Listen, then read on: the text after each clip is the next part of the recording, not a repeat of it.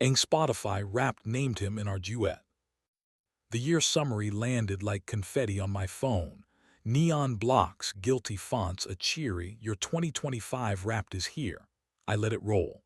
I like being told who I was in songs. Top artist, a woman who makes heartbreak sound like Pilates. Top genre, caffeine melancholy. Then the card I didn't expect slid up with the slick confidence of an ad that knows it's right. Your top listening partner, Leo. I don't know a Leo, or rather, I didn't think I did. Under the headline was a collage of two avatars, mine, and a gray generic silhouette with a name stitched beneath it like a monogram. The caption bragged, "You two created 17 collaborative playlists together." My thumb hesitated over the screen long enough for the app to assume consent and start a montage. Snippets of duets and songs with hand claps, and a ridiculous number of tracks by a band Claire swears gives her allergies. Claire was in the kitchen singing wrong words to a right melody, the one she calls dishwashing gospel. Our apartment smelled like lemons and ambition. She wore my college t-shirt with the sleeves rolled twice, which always makes me behave like the man who earned it. "Hey," I said, wandering in with the phone. "Who's Leo?" She looked up, smile ready to do whatever job we hired it for today. "Spotify says my top listening partner is Leo," I said, attempting lightness I didn't believe. "Which is rude to you statistically." Her expression passed through surprise so quickly it might have been a shadow. "Oh," she said, too bright. "Probably a bug. You keep joining public playlists for research." "I make ads for faucets," I said. "My research tastes like water." She laughed, she's good at laughter, the practiced generous kind, and turned back to the sink. The song swelled. I stared at the phone like it owed me eye contact. Collaborative playlists don't make themselves. You get a little dot when another person adds a song, a tiny virtual finger pointing at proof. I didn't mention that I'd seen a playlist titled "For Drives" on our account last week, filled with songs that sound like tinted windows. I didn't mention the one called "Late Edit," featuring tracks I associate with living rooms and lights that don't apologize. Instead, I did what men who don't want to be detectives do before they become detectives. I handed her a towel. We dried dishes.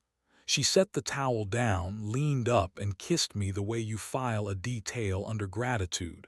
Soft, present, a line of warmth from lip to breath to yes. It complicated the math.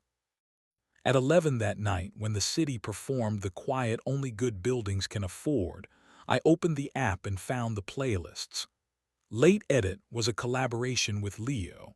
So was For Drives, Sleepover, Kitchen Slow, and an obnoxious number of Mix for Mark, which would have been flattering if the songs hadn't sounded like a life I hadn't rehearsed. I tapped See Collaborators.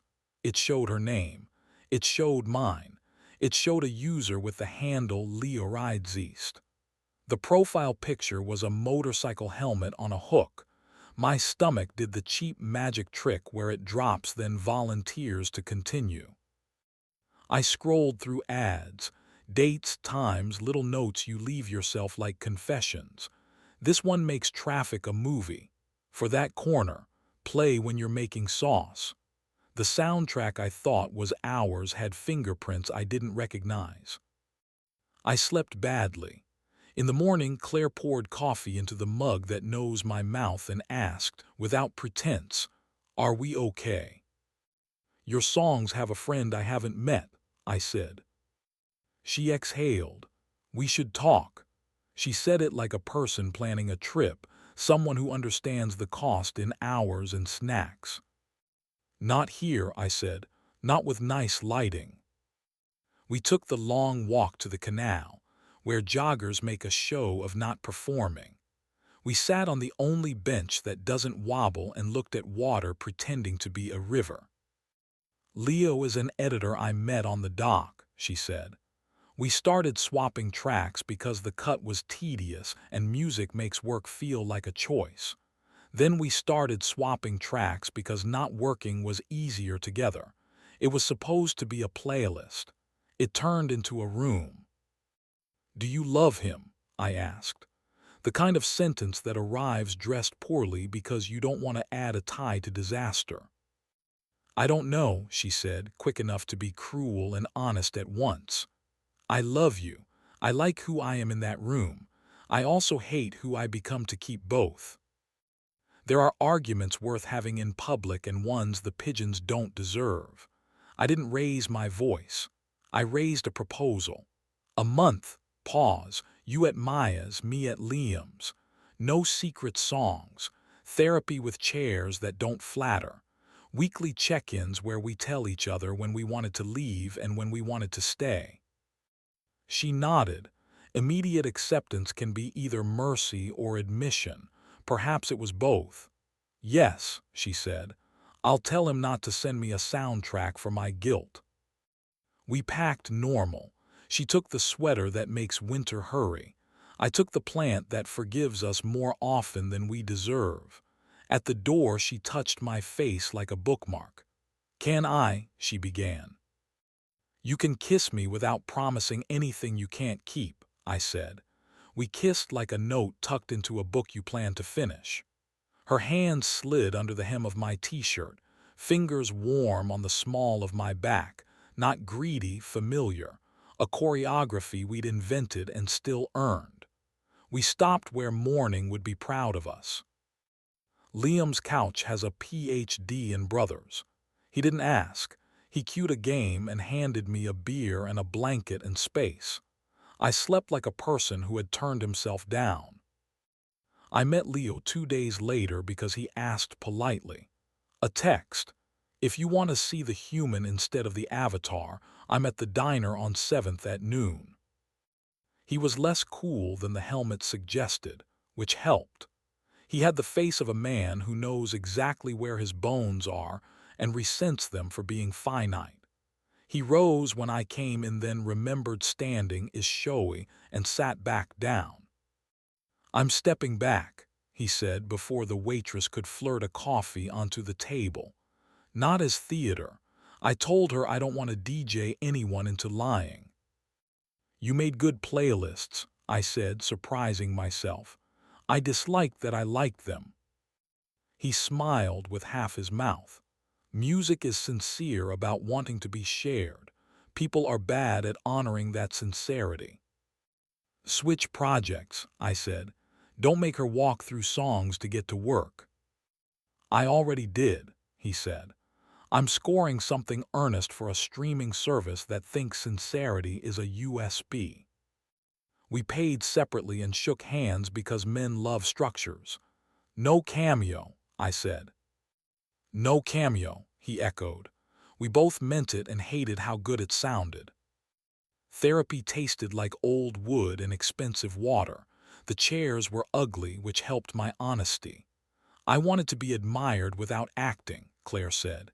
"He admired me for the room I already was," I said. "I wanted to be unhurtable. That was convenient bullshit." The therapist nodded like a metronome and we left feeling wrecked and hired.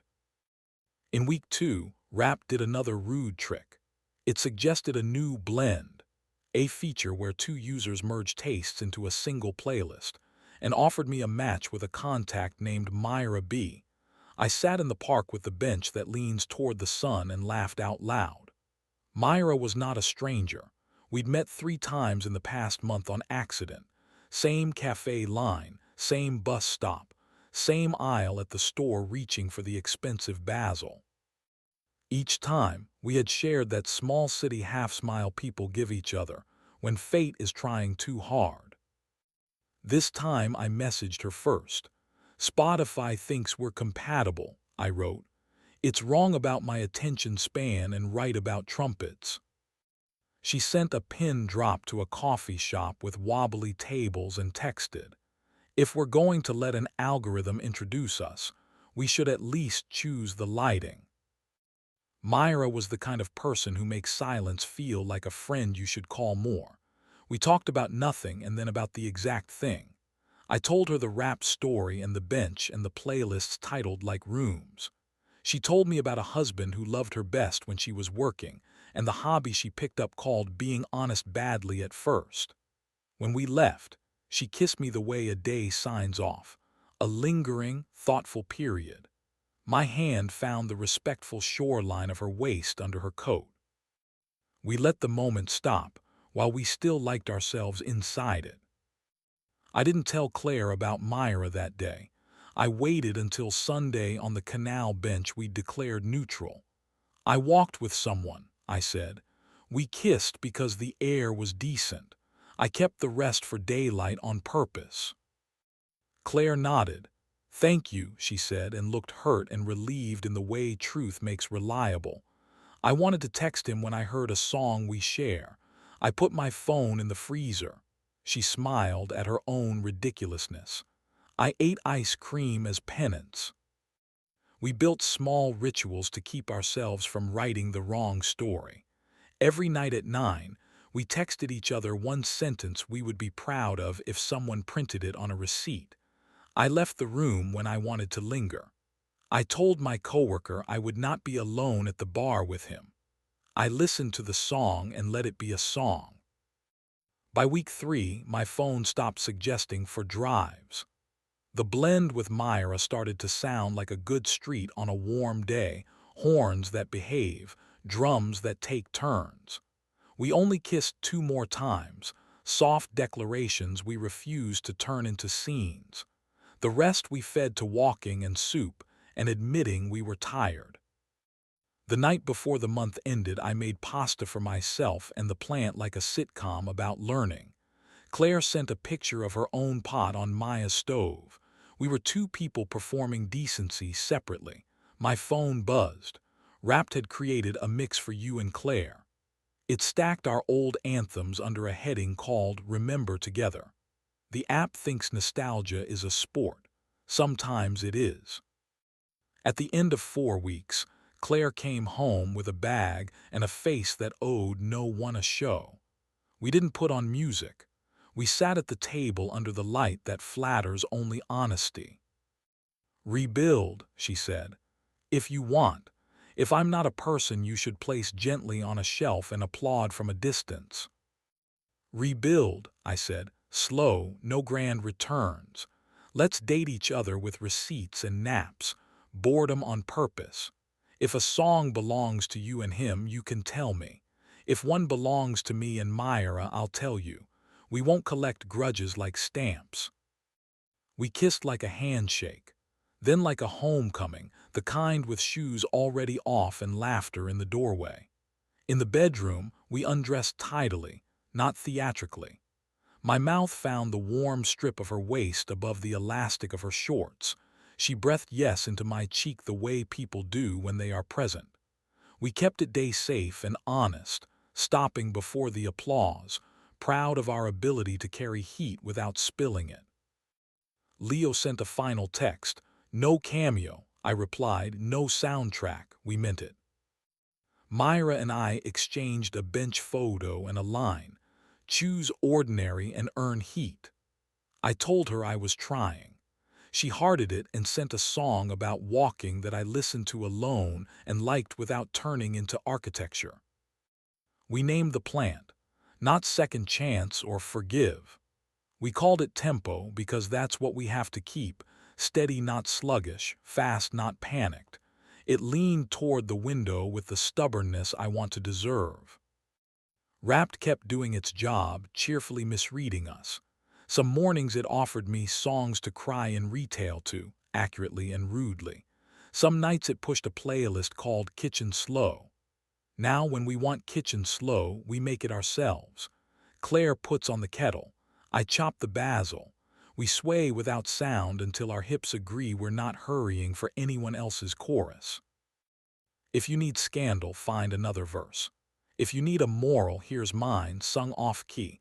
Algorithms will keep telling you who you are. Believe them only as much as you can carry without dropping your own name.